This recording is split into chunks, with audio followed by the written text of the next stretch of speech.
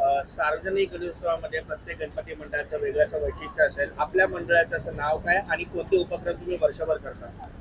माझ्या मंडळाचं नाव आहे पल फाउंडेशन आणि मी शिवसेना उद्धव बाळासाहेब ठाकरे पुरस्कृत पल फाउंडेशन आणि साई कृष्ण मित्र मंडळ आणि जय शर्यत मंडळ यांच्यातर्फे मी हे करत असतो. हा माझा दुसरा वर्ष आहे. पण आमच्या गणपतीचं नाव आपण ठेवलं आहे कष्ट करण्याचा विघ्नार्थ. का? त्याचं कारण असं आहे, कितीतरी लोकांना असं आहे की ऑफिसमधून घरातून ऑफिस त्यांना देवाचं दर्शन करायला पण भेटत नाही.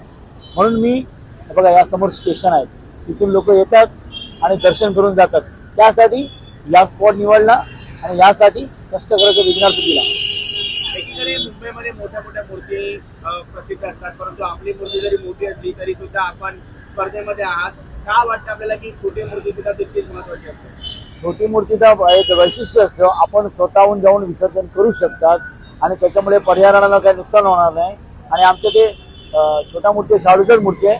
मोठ्या मूर्ती शाडूचं आणू, पण आता दुसरं वर्ष आहे, हळूहळू आपण त्या शाडूच्या मूर्तीवर आणायचा विचार करतो आम्ही सर्व. धन्यवाद.